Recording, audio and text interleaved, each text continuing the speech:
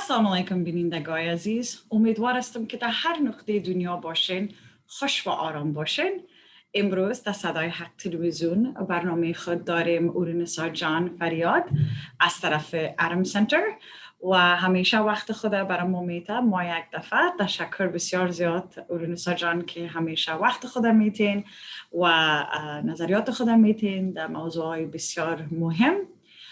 امروز میخوایم که راجع به چند چیز صحبت کنیم. اول از این مسئله که در افغانستان است فعلا متوجه شدیم که بسیاری همی قرن نو یا جنریشن نو که در امریکا هستن فعلا کمواره شکایت ها برای ما رسیده از طرف مادرها و پدرها و بزرگا که امی احساسه که ما باید داشته باشیم برای افغانستان و مردم خود و کشور خود انا ندارن. میخواستیم راجع به این صحبت کنیم و همچنان راجع به این صحبت کنیم که چطور میشه که امی چی رقم باید از آدم امروی اولادایی که از سن 18 بلند میشن یا اولادایی که عروسی کرده هستن از خانه مادر پدر دور هستن چی رقم باید از امروی از اونا صحبت شوم. So, good afternoon and welcome to Sadai Haq television programming. We're so honored to have Urunusa Jan Fariad from the Adam Center. It is a pleasure to have her every month. She gives her time and we value and appreciate that. Today we're going to be discussing a couple different things. The first thing that we'll be discussing is there seems to have been some issues regarding some newer generation. I don't know, we call them Gen Z, or I don't want to pinpoint one generation, but basically some issues with regards to what's going on back home in our homeland in Afghanistan and the reaction of some insensitivity that has been reported toward our parents and our elders. There has been a decline in health and mental stability with regards to a lot of what's going on. And also effective communication between adult children or children who either are adults or have moved out of their homes and gotten married and have their own families. We've noticed that there are some really big difficulties when it comes to communication. So how to communicate with those adult children, we'd like to touch on that. John, welcome. It is so nice to see you again. Tashakar Fishta John, thank you so much. It's always a pleasure being here and having these interesting conversations with you. Thank you. The pleasure, the feeling is quite mutual. And again, we are very appreciative of your time.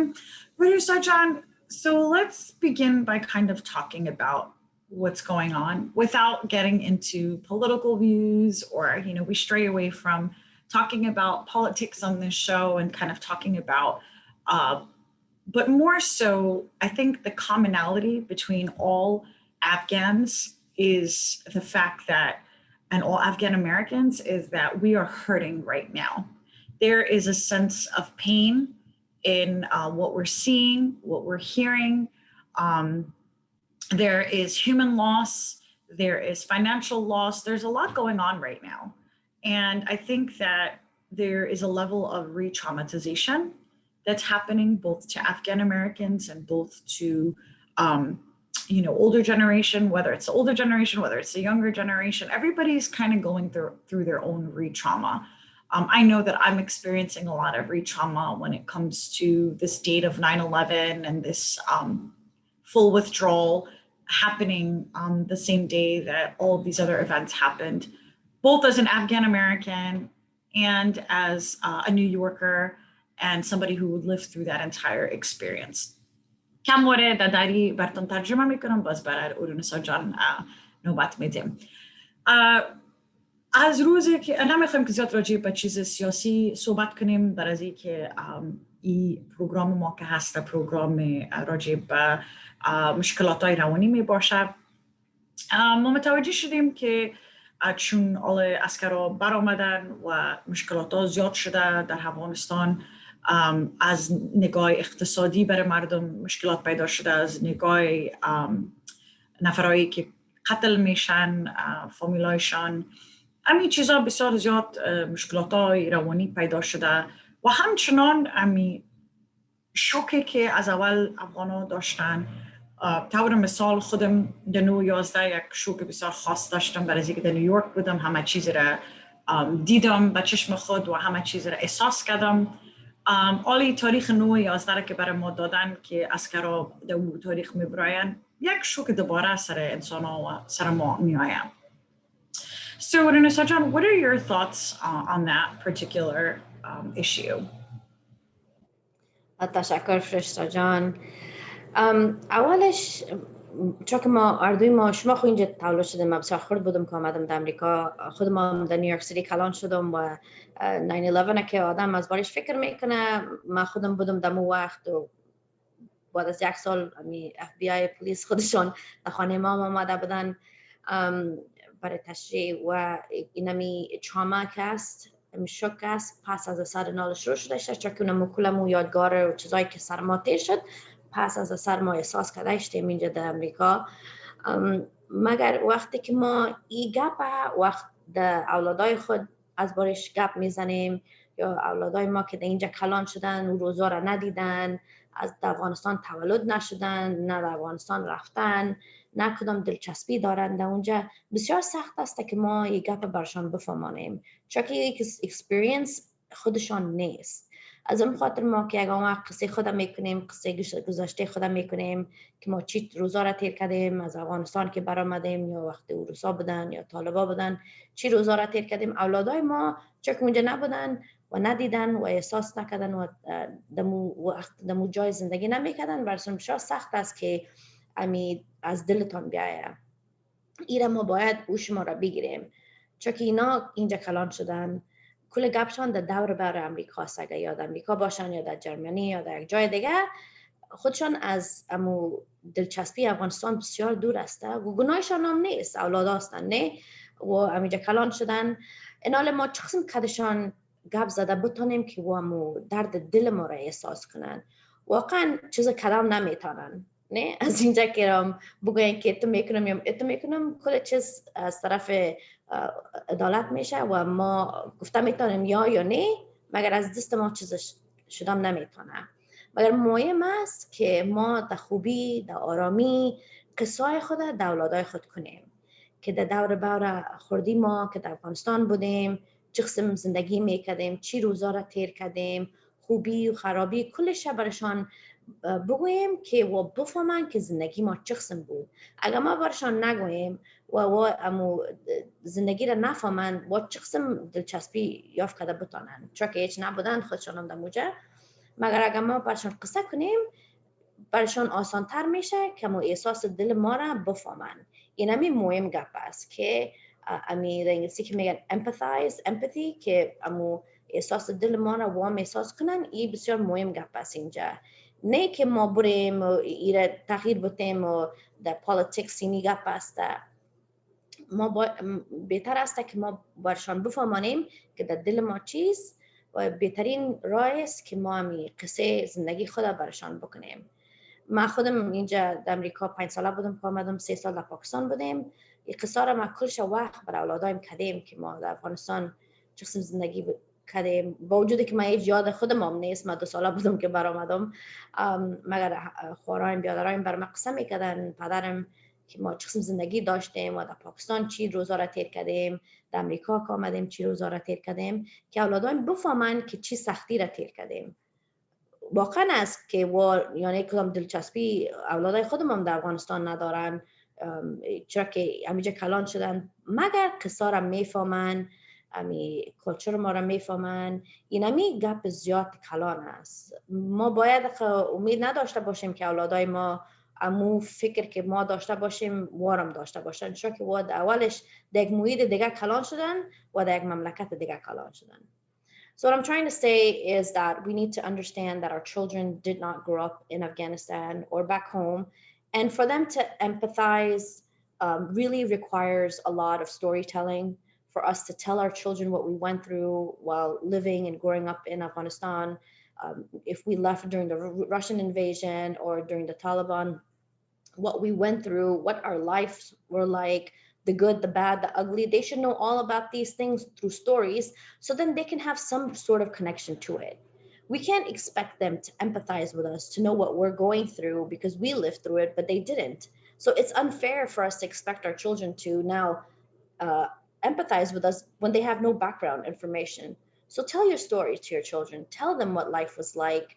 Let them hear it. They might not understand it now or tomorrow, but they will at least have the reference, and they can learn to empathize what you've gone through and the politics and the issues that are going now in Afghanistan, and how that's affecting you and how that's bothering you to hear about the things that are being done or proposed to being done, and outside agents and states who are trying to infiltrate and change things, how that makes you feel. You have to communicate with your children and let them know. And that is one of the best ways to actually have them empathize with you, because number one, they did not grow up in the generation that you grew up. We have to keep that into account. And they did not grow up in Afghanistan, so you can't expect them to have the same connection that you have. It's only natural for them to be more connected to what's going on here in the US, and we need to be mindful of reality also.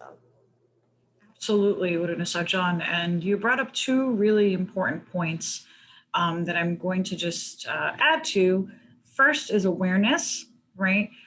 In any topic in life and anything that we learn about or anything that we want to become empathetic to is awareness. It's very difficult. I know that I'll give you an example. There was several social media campaigns going on about Palestine and the Palestinian conflict. And all of these social media campaigns were going on simultaneously during the same time that obviously everything's going on with Afghanistan. We noticed that the Palestinian conflict and the social media campaigns by the Palestinian community were being pushed more so by Afghan Americans than the Afghan American cause.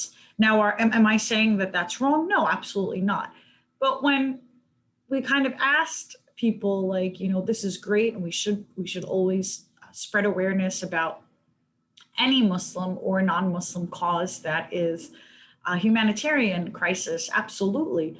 But how come you're not pushing some of these Afghan causes? And the answer overall from this younger generation was, we just don't know. We don't know what we're pushing. We don't know what's going on. We don't know the first thing about this, right? So I feel like our job, like you said, is so incredibly important, not only for our children, but we do have a community responsibility to spread awareness and to create our own social media campaigns, for example, because this is the way these kids nowadays learn things. When we were growing up, we didn't have social media campaigns. We learned things in a very different way. But to push this agenda, or to push this awareness is a better word, in this way. نسا جان بسیار دو چیز مهم متوجه ما رو ساخت. اول از این خو متوجه شدن awareness، باید متوجه باشیم، معلومات داشته باشیم راجع به از این موضوع. بسیاری جوانای ما در سوشال میدیا میدیدیم که زیاد راجع به فلسطین ویدیو میموندن و همه چیز میموندن و کمپین ها را در اینستاگرام خود و فیسبوک خود اعلانات شتیر میکردن و ما نمیگیم که غلط است. آفرینشان، فلسطین مهم است، تمام مملکت‌های اسلامی و مهم است که آدم حمایت کنه. اما از پیششان پرسیدیم که چرا آیا از افغانستان میگن دفعه نمیمونین در سوشال میدیای خود. بسیار خوب و واضح جالب بود. جوابشان بود که ما معلومات نداریم، ما خبر نداریم که در کشور ما چی گپ است، ما نمیفهمیم که مشکلات چی هست. Right?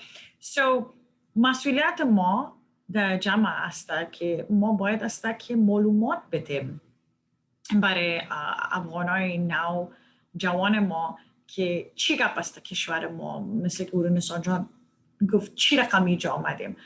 اگر متولد از اینجا بودیم، بازم مادر پدر ما از افغانستان بودن، بازم کل از این چیزها را تیر کردن و مشکلات های بسیار خاص تیر کردن. هر فامیل مشکلات خود داشتن.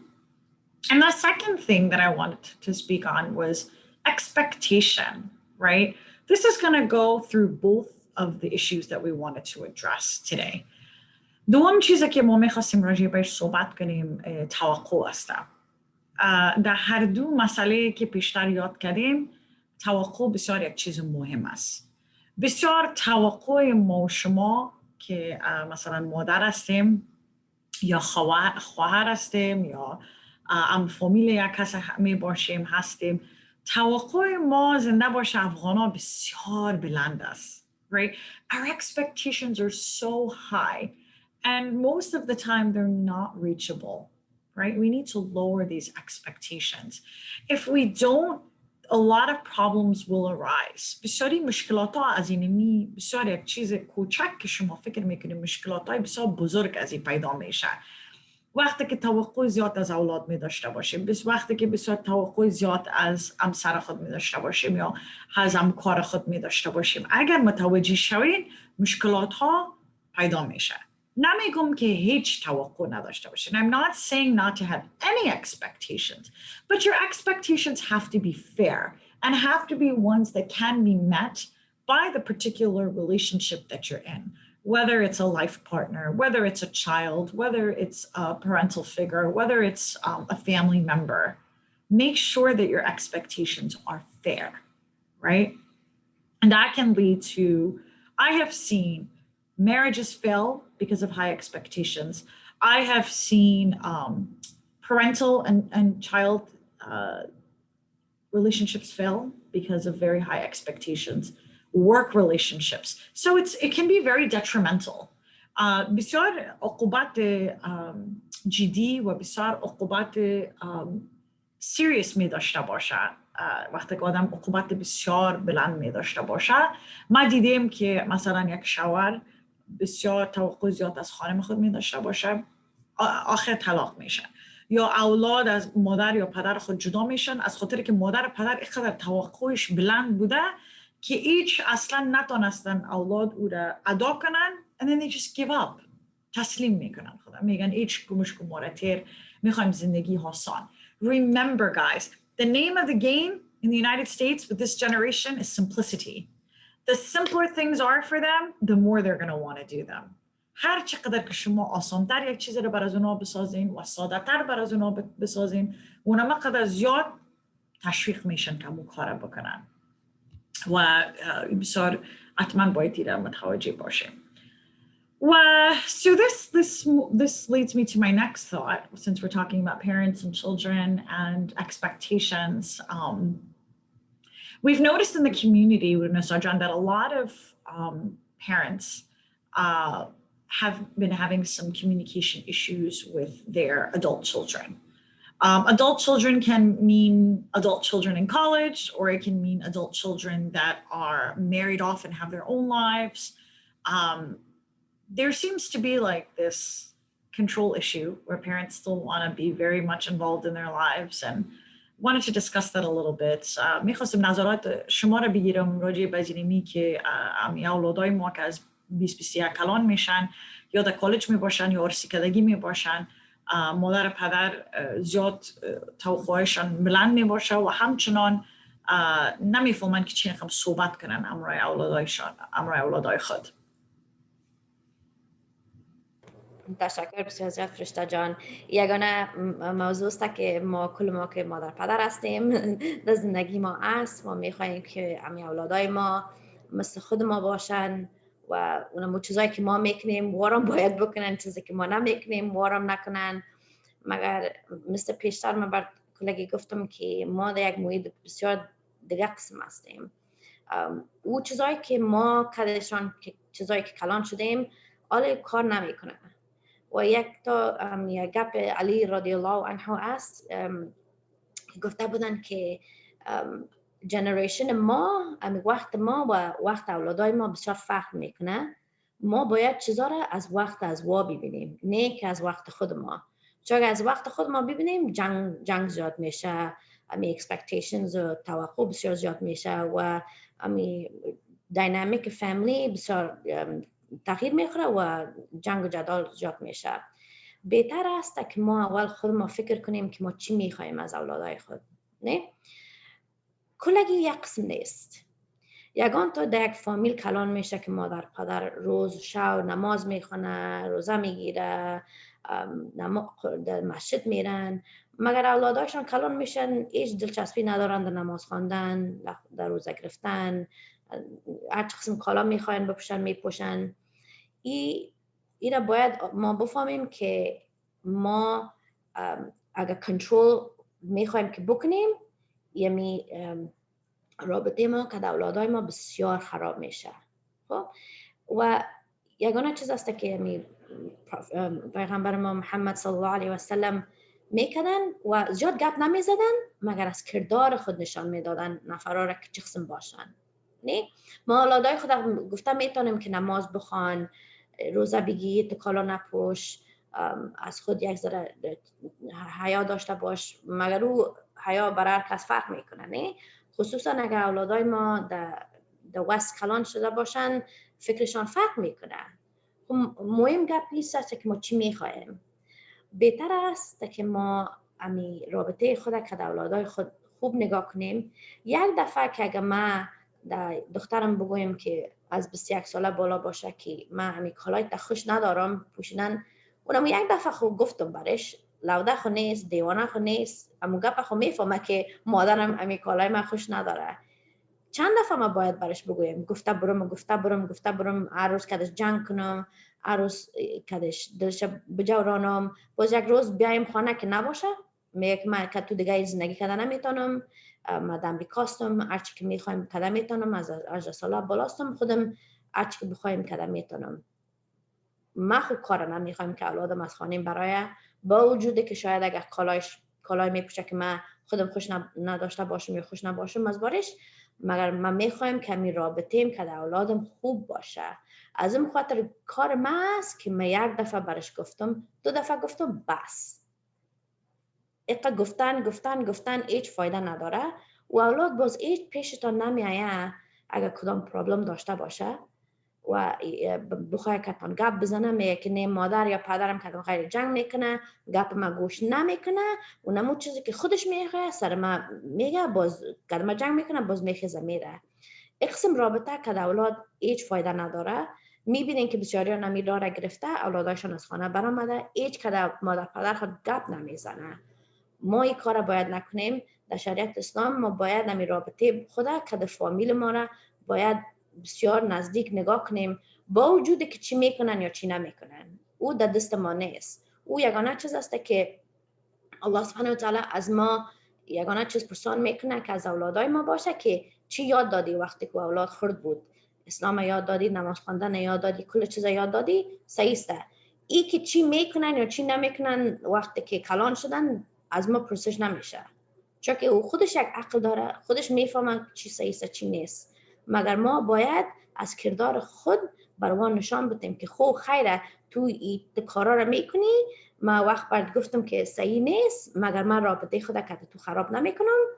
تو میبینی که من خانه ما میایین، من نماز میخونم، من یک ذره دیگه چیزا اوشم زیادتر است، آستا اما اولاد خود یک میر محبت بر مادر پدر جای پس میاره که میگه مادر پدرم که ما گپ میزنه، گپای من میشنوه، مرا جج نمیکنه. این بسیار مهم است، می جج کردن اولادا که سرش میگن که او تو خراب هستی، حرام میکنی و تو میکنی. هیچ اولاد نمیخواد که مادر پدر گپا را برش بزنه و خودش وقت میفهمه که چی میکنه و چی نمیکنه. مگر ما باید در آرامی در میر محبت اما اولاد باید پس بیاریم در زندگی ما که ببینه که زندگی اصلا چی است. So it's very important for us to have this open communication with our children in understanding where they're coming from, knowing that they're independent thinkers. Growing up in the West, they're going to tell you, I'm 18, you can't tell me what to do anymore. And this is an ongoing battle that a lot of Afghan families are having with their children. But what is the most important thing in your life? What is it that you want? You want to have a good relationship with your children because as Muslims, we can't break ties with our family, right? And this is in the Quran. We're supposed to keep it. Allah didn't say keep ties with only your children who pray and fast and do great Islamic stuff. He didn't say that. He said you have to keep ties with all of your family members. So regardless of what your children are doing that you might not like or you might not approve of, you have to keep the connection with your children and everybody else who's involved. Now, they might be doing things you don't approve of, living a kind of lifestyle that is completely off the radar for you. You're so upset about it. But what are you going to do? You've told them once, you've told them twice. They're not children. They're adults who want to make their own choices. And newsflash for all the parents, children are going to make mistakes. They're going to make big mistakes, they're going to make little mistakes, but that's not a place for you to judge them. It's a place for you to be there, so when they fall, you pick them back up, right? When they make a mistake, they can still come back to you, and you can still say, if Allah subhanahu wa ta'ala is most forgiving, who am I not to forgive my children, right? They don't even answer to me anyway, so what am I forgiving them for? I have to be there for them. And that's a key thing of how communication works. And unfortunately, in the Afghan community, this is where we lack. We don't know how to communicate with anyone. We don't know how to communicate with our parents. We don't know how to communicate with our children. We have pent up feelings and frustration. We just keep it inside, and then we do passive aggressive stuff. So it's important to keep communication open. Your children are going to make mistakes. They're going to do things you hate. They're going to do things you don't like. They're going to do un-Islamic things. They're going to do it. Trust me. But what is your position as a parent? Your position is to be there, to help guide them. They're going to make mistakes. You be there for them and pick them back up. And always tell them that you love them no matter what. Because at the end, as human beings, you will make mistakes. As you've probably done before many times, I will make mistakes. All children will make mistakes. But you have to always leave that door open for your children to communicate with you, to come and tell you, hey, I have this problem. If you're constantly bickering at them and saying, oh, your clothes are too tight, or you're not praying, or you're not doing this, they already know what they're doing and not doing. They're not going to come back to you when they have a problem. They're going to go to their friends who might not lead them the right way. And then there's going to be another problem for you to solve.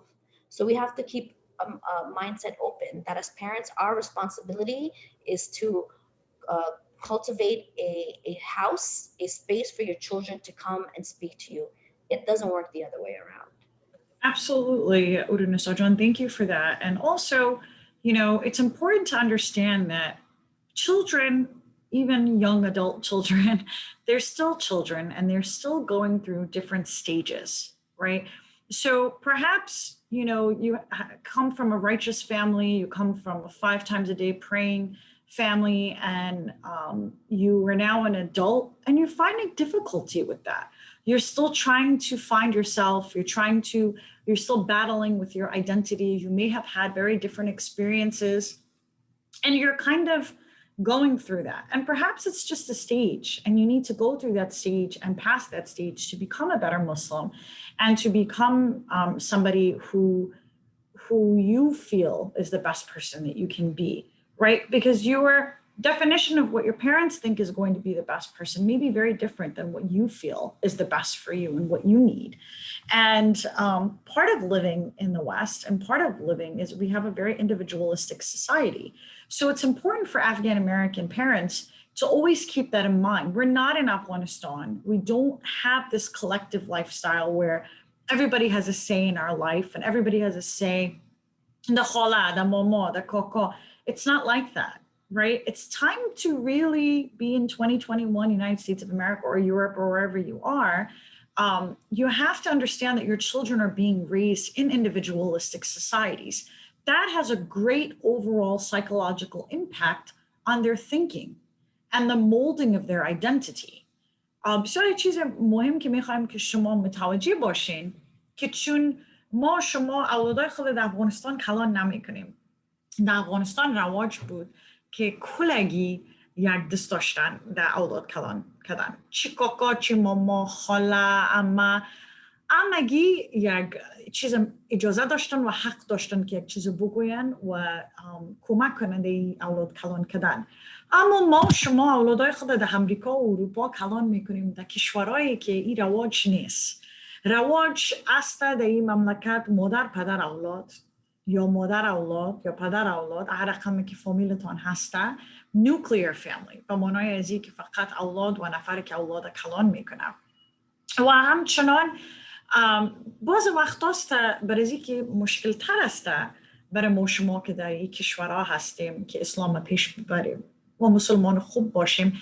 میشه که مادر یا پدر از او اولاد بسیار مسلمان خوب باشه، اما میشه که اولادش در سن 18 یا 19 میرسه و یک چیز احساس میکنه، یک مشکلات میداشته باشه، باید تیر کنه. یک وقت میباشه که باید او مشکلات درک کنه و تیر کنه. یک امتحان داره در زندگی خود، باید احساس کنه او را و باید تیر کنه.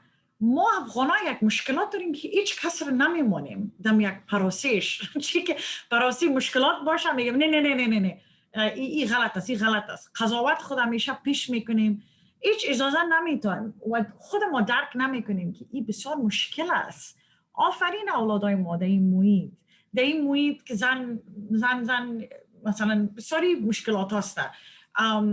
آل در مکتب میگن که میتونی زن باشی، میتونی مرد باشی، میتونی اردوش باشی، میتونی که درخت باشی، میتونی که آسمان باشی، هر چیزی که دلت میشه میتونی که تو باشی. در محیط ما هستیم آله که بسیار آزادی زیاد است و همه ما including myself confused هستیم یک رقم.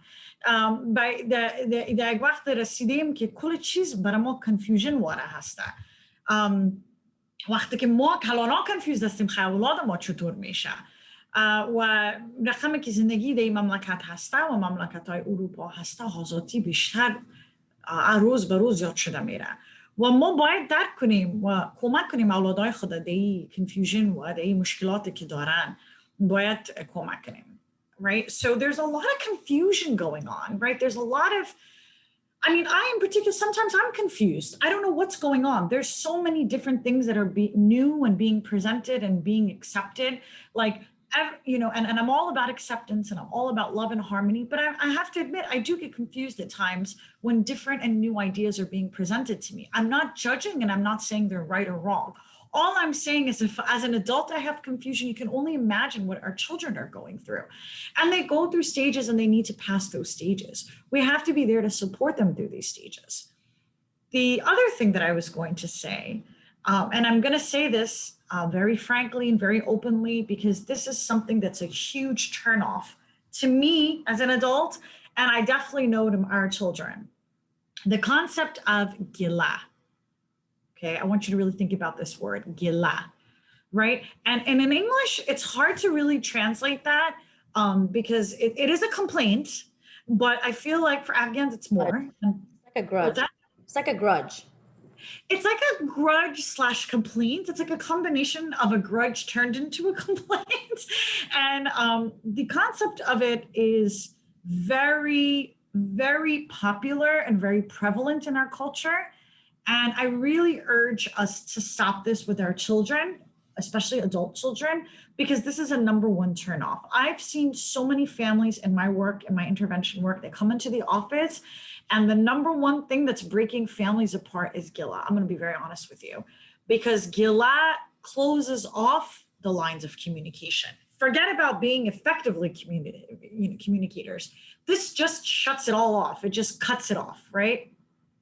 در فارسی کم وارد براتون بگویم که اولین چیز هر کس که دفتر پیش ما میاین برای روانشناسی، کلانترین بزرگترین مشکلاتی که افغانای ما شما داریم و یک رواج بسیار در انگلیسی ترجمه کردنش یک ذره سخت بود، اما در فارسی کل ما واضح میفهم که گله چی است. وقتی که شما گله میکنین برای اولاد خود، آلا فلانی جان بستانی جان این کار نکردی، نامدی، زنگ نزدی، کل از این منفیس، نکردی، right? و انسان بسیار خسته میشه. این گله را که میشنوه، چی که از خسران باشه، چی که از فامیل باشه، این گله سر گله آخر بالاخره و میگه you know what، من خلاص هستم. Just leave me alone, right? برای از این که فشار زندگی قدر سر انسان مخصوصا در امریکا و اروپا زیاد است. من نمیگم که در افغانستان نیست. در افغانستان خودش از خود خاص یک مشکلات داره. همه از افغانستان که شما براین در اروپا و امریکا بیاین، پرابلم های دیگه است که وجود نداره در افغانستان. مثلا من نمیگم 100%، اما بسیار مشکلات های فرق میکنن. right? ما 3 جای 4 جای کار میکنیم. right? خودم مخصوصا 3 جای 4 جای کار میکنیم.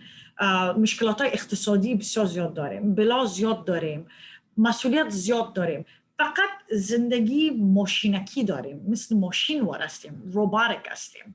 از یک جای میریم در دیگه جای تا که بالاخره روز ما آخر میشه و شاید یک روز برای خود داشته باشیم، نیم روز در کل هفته شاید نیم روز برای خود داشته باشید. من مثلا در این هفته این حال بعد از اینکه برنامه ثبت میشه من کار میکنم، باز بعد از اون شاید برای من یک 3 یا 4 ساعت برای کل هفته 3 یا 4 ساعت ویکند برای من بانه. یعنی این مشکلات داره و این چیزها رو باید درک کنین، باید فکر کنین. هر چقدر شما شکایت کنین، هر چقدر شما گله کنین، اونمو قدر اولاد خود از پیش خود دور میسازین. I cannot emphasize this enough.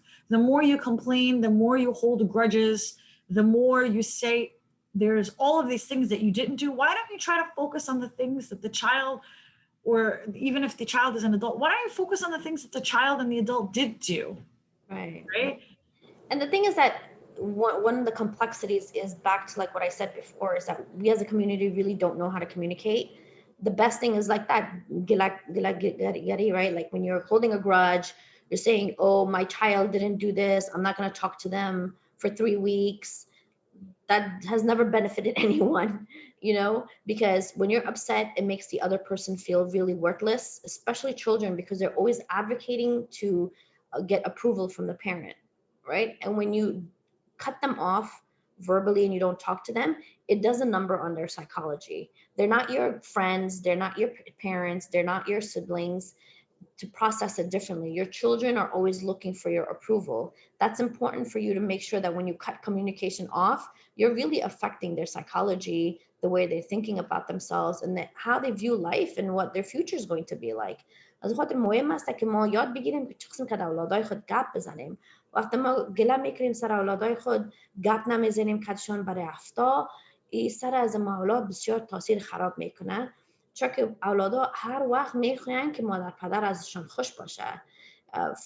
ما که اگه گله کنیم از خوارای ما، از بیادرای ما، از مادر پدر، فرق میکنه از اینکه وقتی که ما از اولادای خود گله میکنیم. چون که اولادای ما هر وقت میخواین که ما را خوش بسازن، که ما برشان بگیم که بسیار خوب کار کردیم، ما ازت بسیار خوش هستیم و افتخار میکنیم از باره تو.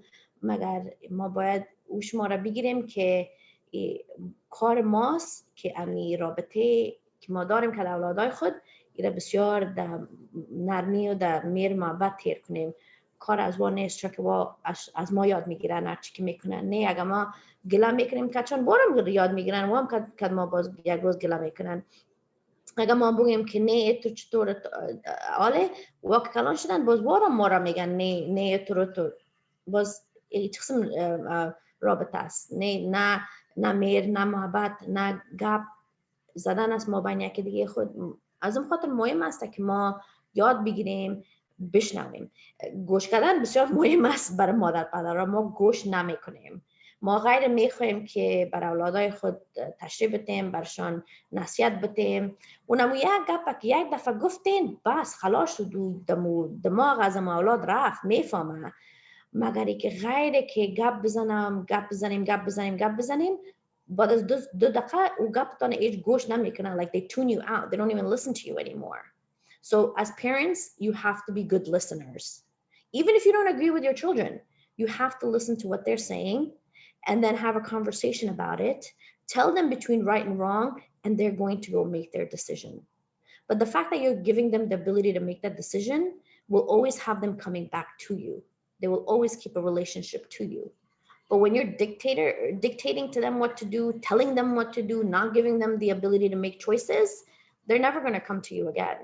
مهم است که ما بانیم اولادای خود که برن decision برای خود بگیرن، مگر ما برایشان نصیحت گفتم. میتونیم یک دفعه دو دفعه که من فکر میکنم که از باره از این کار که تو انتخاب کردی ات کنی یا ات کنی، مگر چی که میخوای کنی یا نکنی در دست خود است. که ما اولاد بفهمه که آیا من یک چیز دارم که امی decision امی از باره از میگم من خود چیز خود کردم میتونم، اما گپ خود پیش برده میتونم، با وجودی که مادر پدرم بر من نصیحت کردن، ما یا کدشان راضی استم در گپشان یا نیستم.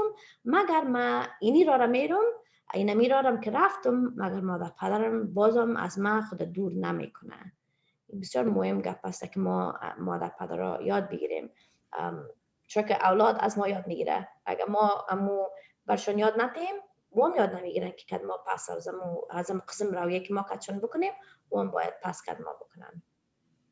من حتما تشکر نسا جان از نظرتان و از معلوماتتان. Do you have any closing words or words of advice that you'll leave us with before we end today's session? I mean, I think the best thing we can get at the end of this is knowing that your children are not yours as ownership. They are their own individual. They can make their own decisions. They're going to make mistakes, and you're going to have to be okay with that. And your job is to just be there to pick them up, and always tell them that whenever they have anything to talk about, they can come and talk to you, no matter what it is. Because like you said before, these children are going through a lot of different things that I did not go through growing up here and you didn't go through. So we have to make sure we're giving them the avenue and the safe space to come talk to us as parents, rather than going off and talking to somebody on the internet or some friends who are going to lead them the wrong way. اینا میگه پس که ما باید بفهمیم که اولادای ما از ما نیستن، یک امانت است که الله سبحانه تعالی بر ما دادن. ما باید برشان نصیحت بتیم، مگر سر از اون باید قرارم بتیم که از خود